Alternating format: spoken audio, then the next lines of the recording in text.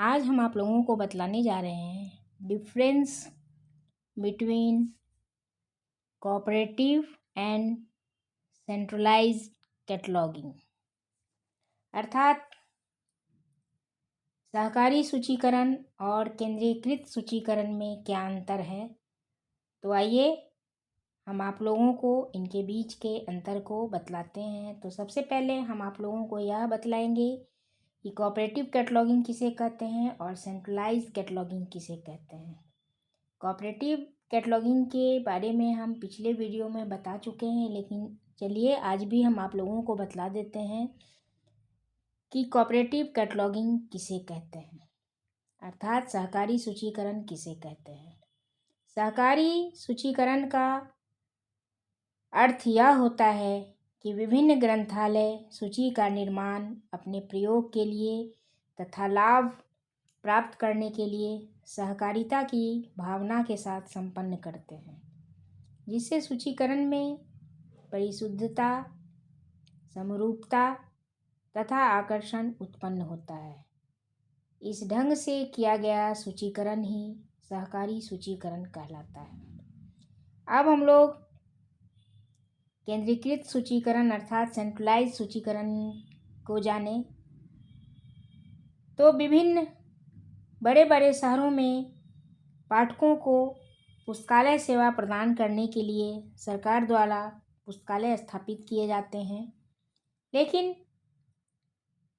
बड़े शहरों में जिनका क्षेत्रफल भी इतना बड़ा है कि पुस्तकालय को यदि शहर के बीचों बीच स्थापित कर दिया जाए, फिर भी प्रत्येक क्षेत्र के पाठक उस पुस्तकालय की सेवा प्राप्त करने में सफल नहीं हो पाएंगे। इसलिए ऐसे शहरों में एक सेंट्रल लाइब्रेरी के साथ साथ विभिन्न स्थानों पर विभिन्न ब्रांच लाइब्रेरी की स्थापना की जाती है, जहां सेवा की दृष्टि से उनका केंद्रीकृत करना आवश्यक है, जिसका अर्थ है कि सभी ब्रांच लाइब्रेरीज के लिए पुस्तकों का खरीद, उनका वर्गीकरण तथा सूचीकरण आदि सभी कार्य केंद्रीय पुस्तकालय द्वारा किया जाता है। इसके बाद पुस्तकों को उनके कैटलॉग कार्ड के साथ संबंधित ब्रांच लाइब्रेरी में भेज दिया जाता है। सेंट्रल लाइब्रेरी द्वारा की गई इस सूचीकरण प्रक्रिया को हम केंद्रीकृत सूचीकरण कहते हैं, अर्थात सेंट्रलाइज्ड कैटलॉगिंग कहते हैं। कोऑपरेटिव कैटलॉगिंग तथा सेंट्रलाइज्ड कैटलॉगिंग को एक ही माना जाता है। वास्तव में इन दोनों के उद्देश्यों में पर्याप्त समानता होते हुए भी इनकी व्यवस्था में काफ़ी अंतर है। तो आइए हम लोग इनके बीच के अंतर को देखें।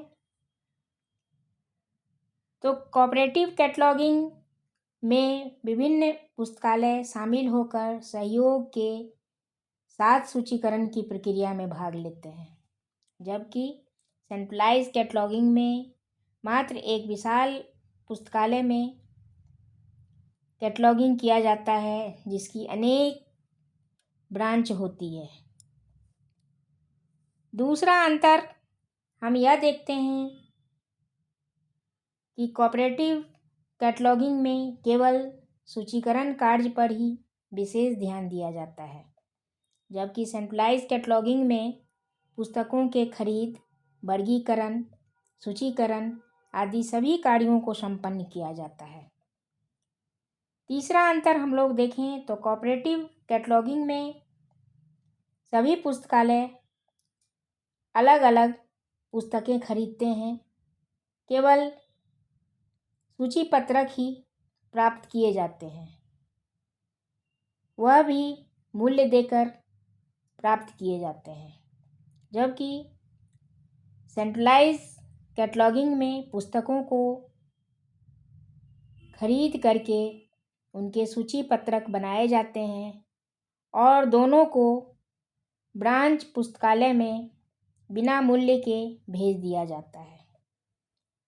हम लोग चौथा अंतर देखें तो कोऑपरेटिव कैटलॉगिंग में सभी पुस्तकालय सेंट्रल लाइब्रेरी के सूचीकरण कार्य में भाग लेते हैं और लाभ के भागीदार होते हैं, जबकि सेंट्रलाइज कैटलॉगिंग में ब्रांच लाइब्रेरी सेंट्रल लाइब्रेरी के काम में भाग नहीं लेते हैं और ना ही लाभ में ही भागीदार होते हैं।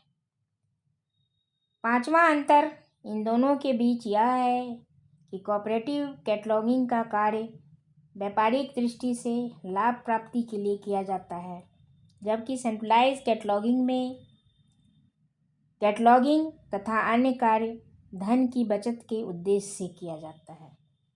छठा अंतर इन दोनों के बीच यह है कि कोऑपरेटिव कैटलॉगिंग से प्राप्त लाभ को सभी पुस्तकालय प्राप्त करने के अधिकारी होते हैं, जबकि सेंट्रलाइज कैटलॉगिंग में लाभ प्राप्त करने का कोई उद्देश्य और व्यवस्था नहीं होती है।